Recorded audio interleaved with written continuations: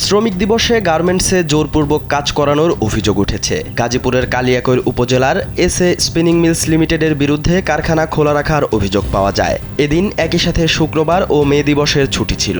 এরপরও শ্রমিকদের কাজ করাতে বাধ্য করে শামসুল আলামিন গ্রুপের সুতা তৈরির মিলটি। নাম পরিচয় গোপন রাখার শর্তে এক শ্রমিক জানান, তাদের বলা হয় এদিন সবাইকে কাজে আসতে হবে, অনুপস্থিত থাকা যাবে না।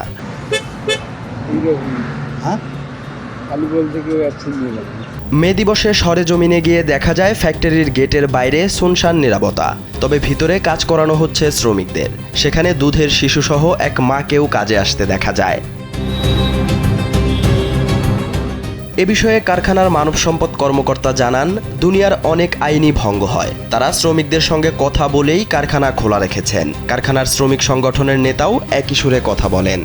নিয়ম বলতে তো নিয়ম অনেক কিছু আছে, অনেক কিছুই নাই। এটা সব শ্রমিকদের সাথে আলোচনা করে আমরা এইভাবে কি করছি, ওদের সাথে মিটিং করছি, কথা বলছি, কথা বলে এটাই করছি। ওরা বলছে না, তাহলে আমাদের এই ছুটির সাথে দেন, তাহলে আমাদের উপকার হবে।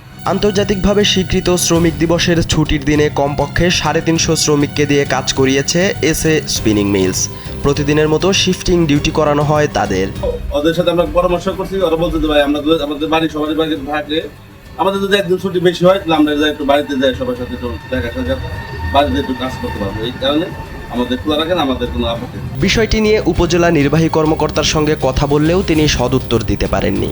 খোঁজখবর নিয়ে ঘটনার সত্যতা পাওয়া গেলে ব্যবস্থা নেওয়ার কথা জানান নির্বাহী কর্মকর্তা।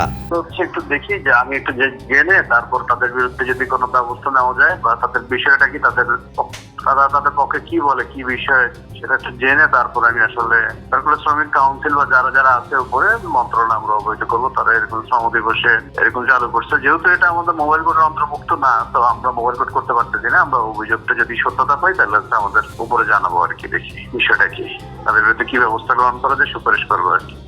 শ্রমিক দিবসেও শ্রমিকদের দিয়ে জোরপূর্বক কাজ করানো হয়তো এদেশেই সম্ভব। আন্তর্জাতিকভাবে স্বীকৃত ছুটির দিনে কাজ করিয়ে দেওয়া হবে না অতিরিক্ত সম্মানী। তাদের কপালে জুটবে একদিনের অতিরিক্ত ছুটি, তাও আবার ঈদের সময়। সেটাও কতটুকু নিশ্চিত তা নিয়েও দ্বিধা রয়েছে। সালাউদ্দিন সাজু, কালবেলা।